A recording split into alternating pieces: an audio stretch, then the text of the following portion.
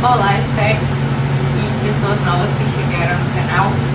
Para quem está chegando agora, meu nome é Mariana, eu sou psiquiatra em Salvador e aqui nesse canal a gente está com essa proposta de descomplicar a psiquiatria. Então, eu estou tentando trazer vários vídeos com perguntas que a gente tem, no dia a dia com relação à psiquiatria e tentar trazer isso de uma forma mais lúdica, mais fácil de ser entendida. Uma coisa bem interessante que me perguntaram esses dias é a questão seguinte: quem tem mania tem toque? E essa é uma pergunta bem interessante, porque no informal a gente fala assim, fulano tem toque, pra dizer aquela pessoa que não pode ver um quadro torto na parede que vai consertar, ou então até a própria pessoa, quando ela quer dizer que ela é uma pessoa assim certinha, que gosta de arrumado, ela fala assim, eu tenho toque. E isso é um tanto complicado, porque acaba colocando um termo que é uma patologia com uma nomenclatura informal, e muitas vezes a própria pessoa que tem toque não perceba que tem, porque ela não é exatamente isso. Então vamos primeiro falar sobre o termo mania e depois falar sobre o diagnóstico de toque. Primeiro é que essa palavra mania, quando a gente usa de uma forma informal, a gente está querendo falar justamente de vícios, de hábitos recorrentes. Mas na psiquiatria, a gente usa essa palavra especificamente para falar sobre transtorno de humor, transtorno bipolar, quando a pessoa está tendo uma elevação do humor. Se você não assistiu o vídeo anterior que eu falo sobre como é que é um quadro de mania, sugiro que você vá assistir, que aí vai explicar direitinho sobre essa outra questão. Então, quando a gente fala em toque, a gente não fala que a pessoa tem manias, a gente fala que a pessoa tem compulsões. Isso é o primeiro ponto da coisa. Uma outra parte muito importante e que a gente nunca pode esquecer é que o transtorno obsessivo compulsivo, que é o toque, ele é uma patologia, ou seja, ela causa sofrimento àquela pessoa que vive. Então, por isso que é importante que a gente evite ficar usando esse termo para estar brincando, com relação a isso, porque acaba gerando uma certa distanciamento da pessoa com relação até ao próprio diagnóstico. Porque, por exemplo, uma pessoa que de fato tem compulsão por limpeza e a pessoa fica brincando, fulano tem toque e tudo mais, às vezes ele não percebe que aquilo está causando um dano até chegar ao ponto de procurar um profissional de saúde. Ou, ao mesmo tempo também, a pessoa se coloca como uma pessoa doente, ou até, falar assim, não, eu não faço isso porque eu tenho toque, sem ter um diagnóstico. E às vezes aquilo que ela tem não é exatamente toque. Vou dar um exemplo aqui pra vocês. Tem pessoas que têm um paladar seletivo, por exemplo, e não necessariamente isso é uma coisa patológica, a depender da situação. Mas aí você pensa que aquela pessoa tem mania de só comer coisas de tal, textura, e coloca isso como toque. E às vezes não, na verdade aquilo ali é uma pessoa que era do espectro do autismo e que nunca foi tratado, e às vezes ela tem várias outras questões relacionadas e que nunca foi visto, porque aquilo ali ficou taxado como um comportamento de uma mania, no sentido de vício, de hábito, e as outras questões, vamos supor, de um transtorno do espectro autista, que é a dificuldade de sociabilidade e tal, ela acabou passando batido. Então é bem importante a gente ter consciência desses termos na hora do que a gente vai falando das coisas. Isso é o primeiro ponto. Agora a gente vai falar sobre como é que é o transtorno obsessivo compulsivo na prática. Sim, então, já que a gente já sabe o que não é toque, que não se restringe a manias, o que seria?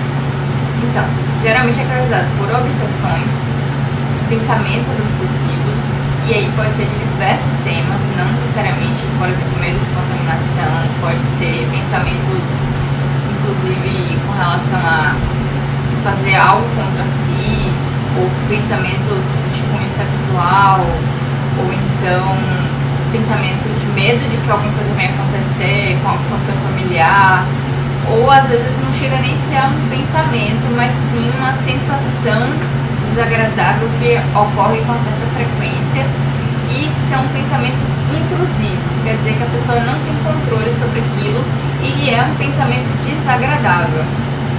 Então acontece com maior ou menor frequência, mas isso gera um prejuízo na funcionalidade da pessoa. Ela vai gastar um determinado tempo com isso, esses pensamentos ficam ali.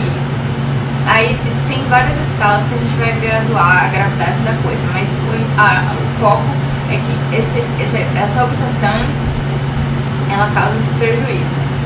E a pessoa pode vir a ter ou não o comportamento compulsivo, que é como se fosse uma maneira de lidar com o pensamento obsessivo, para tentar diminuir o sofrimento. E aí pode ser que seja uma coisa semelhante. Então, por exemplo, a pessoa tem um pensamento obsessivo de limpeza, no caso de contaminação, e aí ela vai ter um comportamento compulsivo de limpeza. Pode ser também coisas completamente diferentes. Então a pessoa pode, por exemplo, vir imagens intrusivas de coisas violentas, sei lá, e ela ter que contar até 10 ou até 300, sabe? Coisas assim que não faz sentido, não precisa fazer sentido. E isso também, o comportamento compulsivo também gera um prejuízo dela ter que gastar tempo fazendo aquilo, e isso também é um ponto que a gente leva em consideração para fazer a escala de gravidade. Uma outra coisa interessante do toque é que não necessariamente uma pessoa vai ter compulsão, uma ação, pode ser também um ato evitativo, para evitar ter aquela experiência ou aquele pensamento, ela evita, né, ter vivenciado determinadas situações.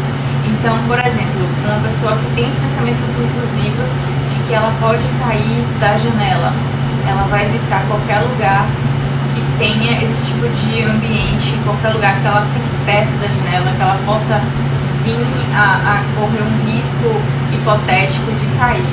Isso é um exemplo. Então vocês podem ver que, na verdade, a temática ela é bem abrangente. O que vai caracterizar é o modo como a coisa acontece, entendeu? E isso é bem interessante, porque na prática, às vezes, essas coisas elas vão passando, se você não tem essa experiência, passando como se fosse outro tipo de doença.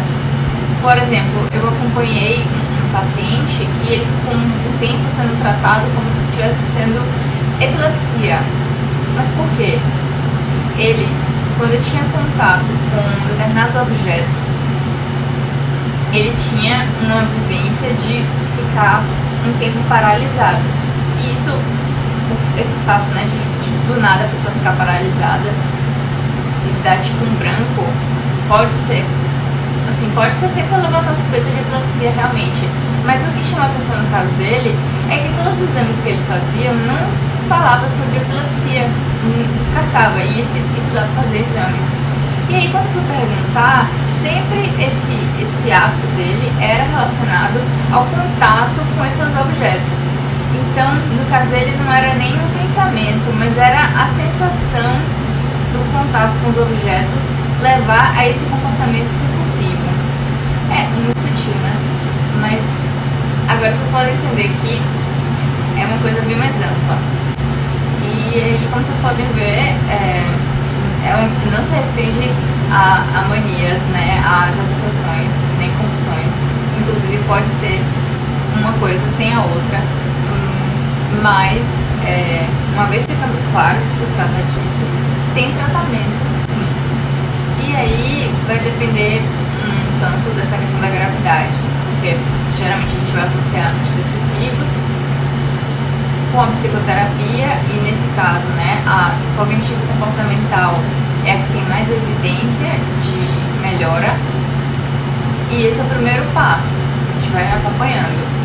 Caso a coisa não melhore como a gente espera, aí vai ter os passos seguintes, que seria associar antidepressivo, trocar por um de uma outra classe, ou depois associar antipsicótico, e sempre tentando ao máximo instruir a pessoa para ir trabalhando esse controle também.